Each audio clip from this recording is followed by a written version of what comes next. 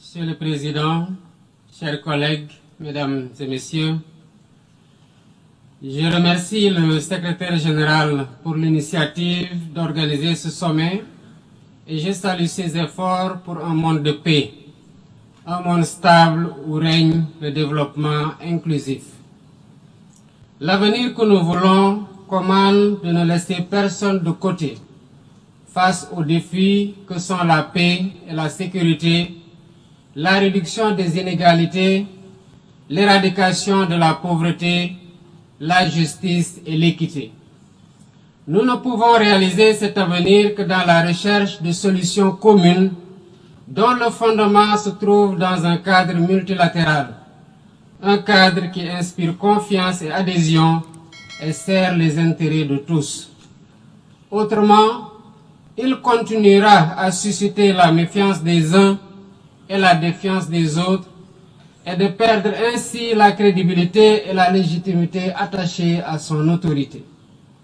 À ce propos, j'aimerais partager avec vous 4 observations.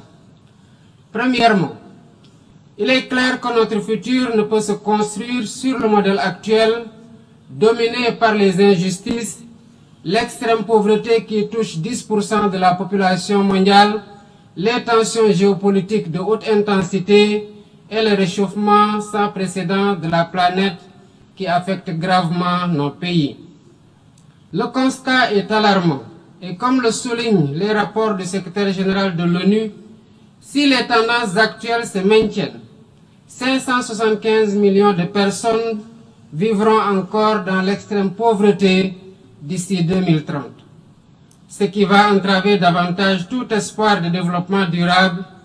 Et face à cette situation, il est impératif de s'attaquer au cycle infernal de la dette, dont les taux anormalement élevés asphyxient de nombreux pays du Sud. Ce système d'inéquité que souligne le récent rapport de la CNUSED constitue une entrave croissante à la prospérité mondiale, en particulier dans les pays en développement, dont les taux d'emprunt sont 2 à 12 fois supérieurs à ceux appliqués aux pays développés.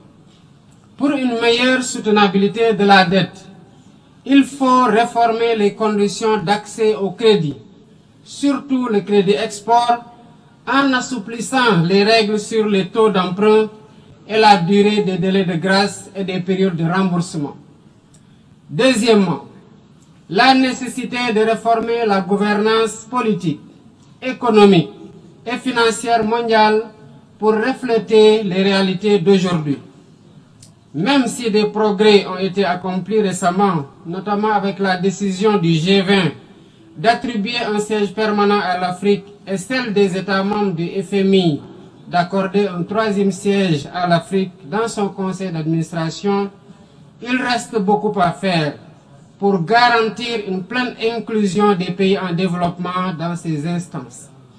Troisièmement, il est impératif de renforcer les actions en faveur de l'éducation, de la formation professionnelle et technique pour lutter contre l'ignorance et l'endoctrinement et doter les jeunes de métiers et de moyens d'épanouissement.